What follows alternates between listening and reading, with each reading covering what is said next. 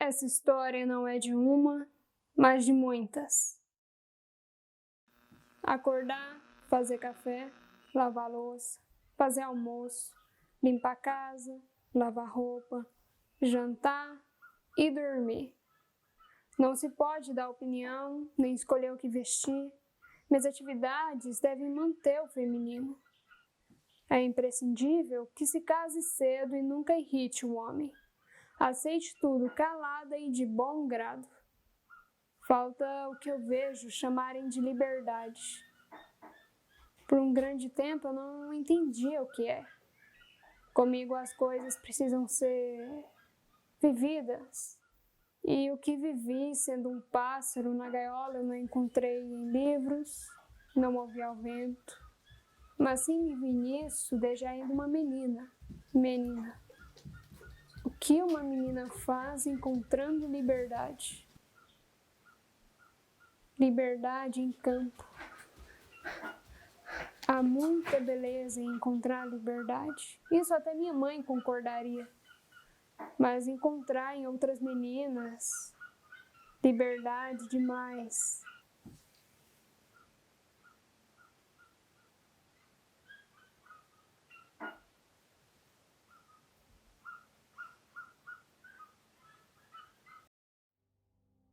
Quando eu era criança, eu pegava a cabeça das minhas bonecas, arrancava elas e brincava de futebol com elas. Eu lembro da minha mãe contar de como eu chutava quando estava na barriga dela. Meus pais não aceitavam que eu jogasse bola, né? Um dia eu fui para a rua de baixo, jogar com os meninos que sempre faziam uma pelada ali, e eu consegui entrar porque faltava gente para completar um dos times. Mas foi só marcar um gol para ser recebida com chutes ao som de ofensas e humilhações que...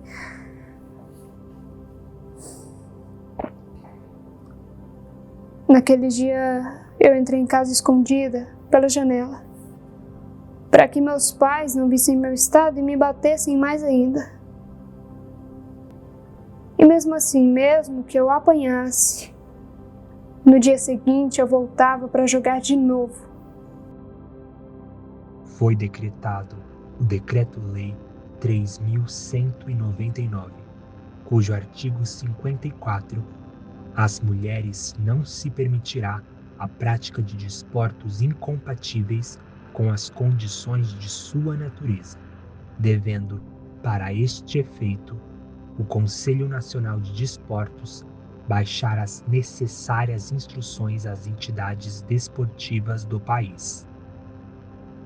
Portanto, não é permitida à mulher a prática de lutas de qualquer natureza, do futebol, futebol de salão, futebol de praia, polo aquático, polo, rugby, halterofilismo e beisebol.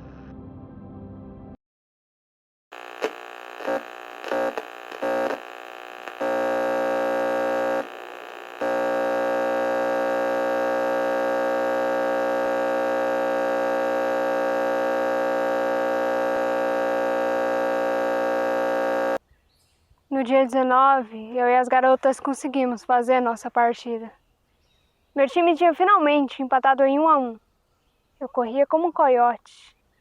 Meus cabelos se uniam ao vento no movimento que parecia acompanhar minhas pernas. Não podia ser mais eu.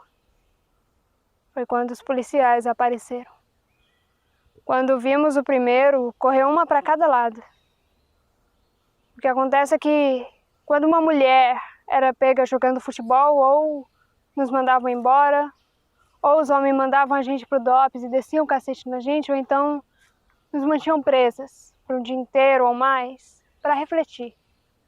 Diziam que estávamos praticando terrorismo, subversão. Dá para acreditar nisso? Mas não foi um decreto que parou a gente, não. Aconteciam rachas, existiam times montados, e o nosso time, inclusive, chegou a receber convite para jogar na Argentina contra um time local.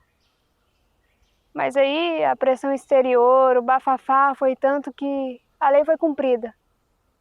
Nosso time foi intimado a encerrar as atividades. E a gente não recebia para jogar. Naquela época nem se falava em profissionalização, né? Não era uma opção pra gente. Acontecia no máximo de jogarmos disputando uma caixa de cerveja ou para arrecadar fundos para eventos beneficentes. Assim nós driblávamos o decreto. Então, era comum nem sempre ter todas nos treinos, não ter verba para jogar em competições fora. Uma vez nós organizamos uma partida para levantar fundos para construir um muro de uma escola lá do bairro. O Várzea Futebol Clube contra as meninas do campo. Eu lembro de olhar para a arquibancada e ver ela cheia de gente. Lotada de pessoas que foram nos assistir. Eu achei surreal, né?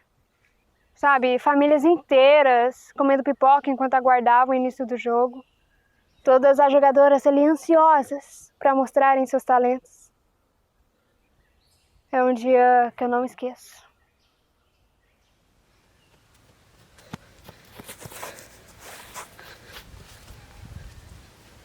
A opinião de médicos e cientistas nesse momento é de que a natureza feminina está em perigo. As mulheres devem ser mães, cuidar da casa, gerar filhos para a nação. Os argumentos médicos são de que nós não podemos jogar porque se levarmos cotovelada no útero ou nos seios, ficaremos inférteis e sem possibilidade de amamentar. Quem requeria contra fatos clínicos, né? Ficou ainda mais difícil de organizar partidas sem ser denunciadas. E outra coisa é que os olhares de parentes e da vizinhança para nós eram carregados de nojo, repreensão. E isso fez com que muitas se sentissem pressionadas a parar de jogar. E eu entendo. Porque ninguém queria ser visto como a subversiva da família, a frequentadora de antros de perdição.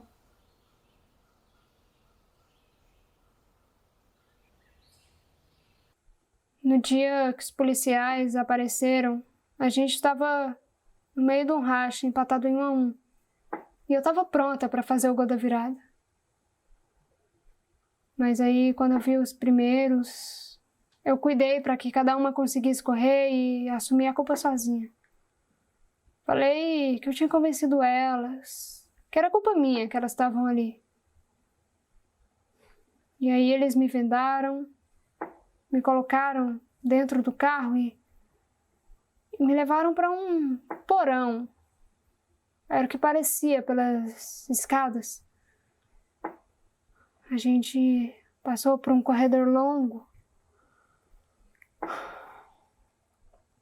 E aí eles me botaram de frente para uma parede cinza. Ordenaram que eu ficasse lá, parada, em pé. O medo tomava conta de mim, sem saber o que aconteceria. E de hora em hora, um deles me acertava nas pernas com um cacetete para que eu entendesse e pensasse na verdadeira utilidade delas. Era o que diziam, né? E isso durou a noite inteira. Não havia mais vento. Eu não era mais veloz. Sim, eu tava lá, eu tava jogando. Eu trabalho sim senhora, eu costuro, Sim, a gente tava jogando, mas era só isso, mais nada, a gente só joga por tempo livre, Não, eu não fiz coisas impróprias, não senhor, a gente não faz coisas impróprias, a gente só joga.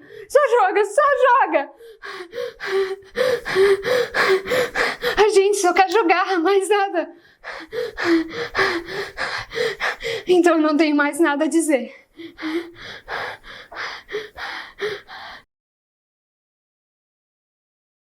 Desde que dei meus primeiros passos, aqueles de quem precisa se equilibrar, ou desde que formei minhas primeiras palavras, aquelas de quem precisa se expressar, que eu não me sinto aqui. Eu cresci em meio a um país em turbulência e nós fomos deixadas de lado. Não tem valor, não tem espaço, eu não tô aqui. Nem nos jogos mais disputados, nem nos piores dias dentro de casa eu senti essa tensão nos meus dentes. Eu fecho os punhos, mas eu não sei exatamente quem ou o que eu devo golpear, porque o que me impede de ir em frente é grande demais. Tem raízes profundas demais. Eu quero colocar meus pés em campo, sentir a brisa em meu rosto, sem pensar sobre todos os olhares. Estar lá não me faz menos mulher, assim como nos proibir não os faz mais viris. E nas minhas veias corre o sangue de um desejo sobre o qual eles não têm poder e nem definição. Como podem saber o que é melhor para mim? O que mais eu preciso acatar para poder fazer o que eu quero? Na verdade, se alguém quer realmente saber, não há nada mágico em um campo de futebol cheio de mulheres em chuteiras. Não é um milagre e nenhuma de nós ali carrega um fardo. É tão natural quanto a água que sobe até o céu. Tão natural quanto nossos filhos, seus filhos. Quantas de nós devem ter deixado de fazer algo que amam por conta dessa pressão? Queria poder sentir como se realmente fizesse parte desse mundo. Mas ele parece ser deles. Só para eles.